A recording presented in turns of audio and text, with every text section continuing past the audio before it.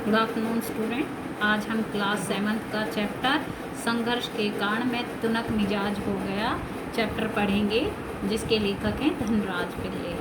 संघर्ष यानी मुश्किलों के सफ़र के साथ मैं तुनक मिजाज हो गया। तुनक मिजाज यानी चिड़चिड़ा हो गया। धनराज पिल्ले क्या कहते हैं, जो मुश्किलों का सफ़र है उसकी वजह से मैं थोड़ा चिड़चिड़ा हो गया। तो ये जो धनराज पिल्ले थे हॉकी के सुप्रसिद्ध खिलाड़ी थे। जब वो 35 साल के हुए तो उनका एक साक्षात्कार यानी इंटरव्यू विनीता पांडे ने लिया था। उस साक्षात्कार का संपादित जो वहाँ पे क्वेश्चन पूछे गए उसके कुछ अंश यहाँ दिए जा रहे हैं। अब विनीता जी क्वेश्चन क्या करती हैं, खिड़की पुणे की तंग गलियों से लेकर मुंबई के हीरानंदानी पवई कॉम्प्लेक्स तक आपका सफ़र बहुत लंबा और कष्ट साध्य रहा है। उस सफ़र के बारे में कुछ बताइए। वो क्या कहती हैं कि आप जो हाँ सबसे पहले जैसे खिड़की एक जगह है पुणे की छोटी छोटी गलियों में रहते थे, वहाँ से अब आप जहाँ रह रहे हैं, जैसे वो कहाँ रह रहे हैं, मुंबई के हीरानंदानी पवई कॉम्प्लेक्स में। तो वो कहती हैं वहाँ से आप यहाँ तक जो पहुँचे हैं उसका आपका सफ़र बहुत लंबा रहा और कष्ट साध्य यानी कष्ट देने वाला रहा, मुश्किलें देने वाला रहा। तो आप ज़रा मुझे वहाँ से लेकर यहाँ तक के सफ़र के बारे में कुछ बताएं। अब धनराज जी क्या कहते हैं, मेरा जो बचपन था वो मुश्किलों से भरा रहा। हम बहुत ज़्यादा गरीब थे। मेरे जो दोनों बड़े भाई थे वो हॉकी खेलते थे, उन्हीं के चलते मुझे भी उसका शौक़ हुआ, पर हॉकी स्टिक खरीदने तक की हैसियत नहीं थी मेरी, इसलिए अपने साथियों की स्टिक उधार मांगकर काम चलाता था। वह मुझे तभी मिलती जब वे खेल चुके होते थे। उसके लिए बहुत धीरज के साथ अपनी बारी का इंतज़ार करना पड़ता था। मुझे अपनी पहली स्टिक तब मिली जब मेरे बड़े भाई को भारतीय कैंप के लिए चुन लिया गया। उसने मुझे अपनी पुरानी स्टिक दे दी। वह नई तो नहीं थी, लेकिन मेरे लिए बहुत कीमती थी क्योंकि वह मेरी अपनी थी। अब वो क्या बताते हैं कि भाई जो मेरा बचपन था वो बड़ी मुश्किलों से भरा हुआ था। हम बहुत ही ज़्यादा गरीब थे और जो मेरे से दोनों बड़े भाई थे वो हॉकी खेलते थे, इसीलिए मुझे भी हॉकी खेलने का शौक़ हो गया। लेकिन जो हॉकी खेलने की स्टिक है उसको खरीदने की तो मेरी हैसियत ही नहीं थी।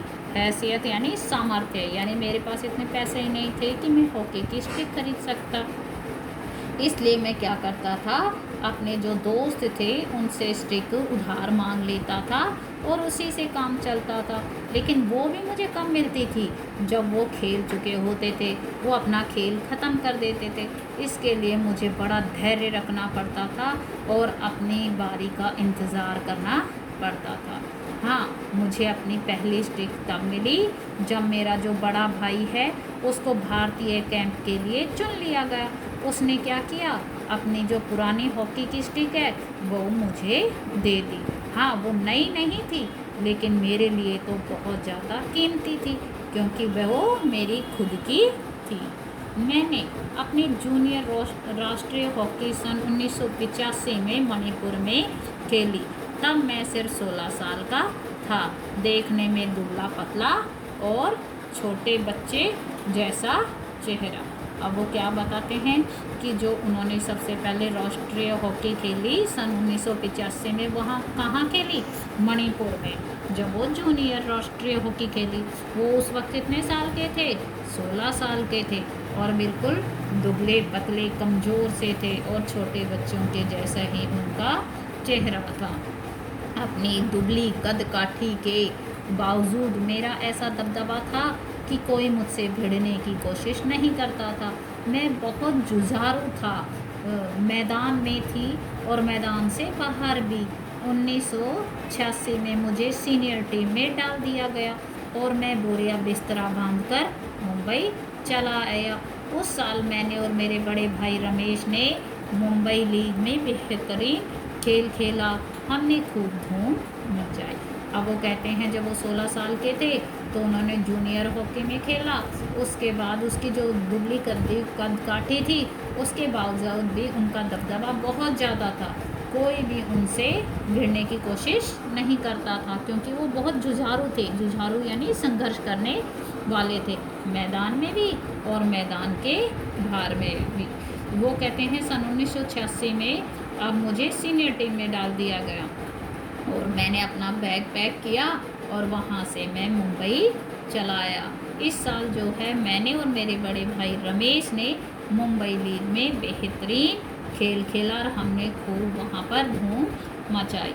इसी के चलते मेरे अंदर एक उम्मीद जागी कि मुझे ओलंपिक 1988 के लिए नेशनल कैंप से बुलावा ज़रूर आएगा, पर नहीं आया। अब वो कहते हैं जब हमने वहाँ पर धूम मचा दी तो उनके अंदर एक उम्मीद जगी कि जो ओलंपिक 1988 में होने वाले थे वहाँ से उन्हें नेशनल कैंप के लिए बुलावा आएगा, लेकिन नहीं आया। उनका नाम, मेरा नाम 57 खिलाड़ियों की लिस्ट में भी नहीं था। बड़ी मायूसी हुई, मगर एक साल बाद ही ऑलविन एशिया कप के कैंप के लिए मुझे चुन लिया गया।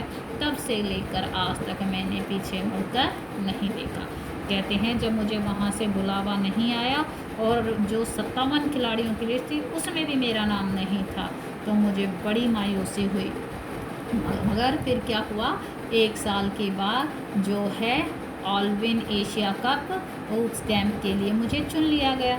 तब से आज तक मैंने कभी भी पीछे मुड़कर अपने नहीं देखा और मैं आगे ही आगे बढ़ता